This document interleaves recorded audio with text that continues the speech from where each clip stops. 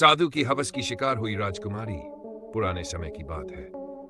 मगध राज्य में एक महान सम्राट शासन करता था, जिनकी एक सुंदर और कोमल स्वभाव वाली राजकुमारी थी, पद्मावती। वह जितनी सुंदर थी उतनी ही बुद्धिमान और सहृदय थी। राजा ने उसके लिए एक विशाल राजमहल बनवाया था, जहां हर सुख सुविधा उपलब्ध थी। लेकिन राजकुमारी को सांसारिक सुखों की तुलना में अध्यात्म और ज्ञान की ओर अधिक झुकाव था।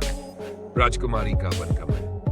एक दिन राजकुमारी ने अपने पिता से निवेदन किया, पिताश्री, मैं कुछ समय के लिए वन में जाकर ज्ञान और साधना करना चाहती हूँ। मैं संसार की नश्वरता को समझना चाहती हूँ। राजा चिंतित हो गए, लेकिन उन्होंने सोचा कि यह केवल थोड़े समय की बात होगी और उन्होंने अनुमति दे दी। राजकुमारी अपने सेवकों के साथ जंगल की ओर निकल पड़ी। वहां उसने कई ऋषि मुनियों से ज्ञान अर्जित किया और अपने भीतर आत्मा की खोज करने लगी।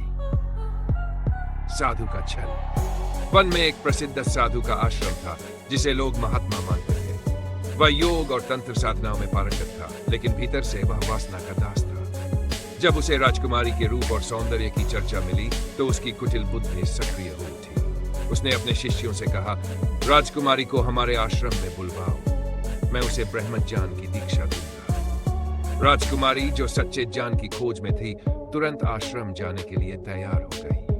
हमारी आश्रम पहुंची तो साधु ने उसका भव्य स्वागत किया। उसने मीठे शब्दों और आध्यात्मिक बातों से उसका मन मोह लिया। धीरे धीरे वह उसे अपनी ओर आकर्षित करने की योजना बनाने लगा। एक रात जब राजकुमारी ध्यान में थी, साधु उसके कक्ष में आ पहुंचा। उसने कहा, राजकुमारी, यह संसार मोह माया का बंधन है। यदि तुम सच्चा मोक्ष चाहती हो तो तुम्हें मेरे साथ तांत्रिक साधना करनी होगी। राजकुमारी समझ गई कि यह साधु वास्तव में एक विकृत मानसिकता वाला व्यक्ति है।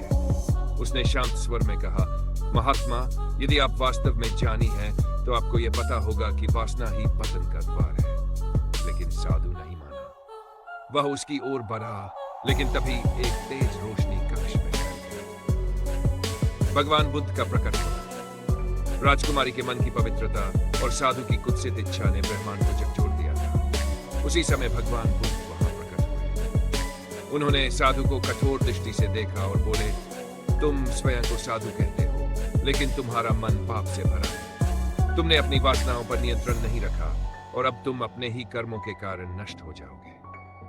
साधु कांपने लगा। वह बुद्ध के तेज से विचलित हो गया और धरती पर गिर पड़ा। ज्ञान की प्राप्ति।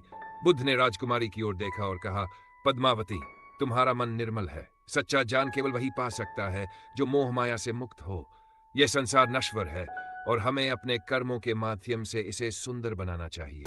राजकुमारी को आत्मज्ञान की प्राप्ति हुई। उसने निश्चय किया कि वह अपने जीवन को सेवा और परोपकार में लगाएगी। वह राजमहल वापस लौटी और पूरे राज्य में ज्ञान का प्रकाश फैलाने लगी। साधु अपने ही पापों के बोझ तले दबकर इस संसार से विदा हो गया। इस कथा से हमें यह शिक्षा मिलती है कि सच्चा संत वही है जो अपने विचारों और कर्मों से पवित्र हो। वासना और लोभ का अंत केवल विनाश में होता है, लेकिन सच्ची भक्ति और आत्मज्ञान का मार्ग ही मोक्ष की ओर ले जाता है।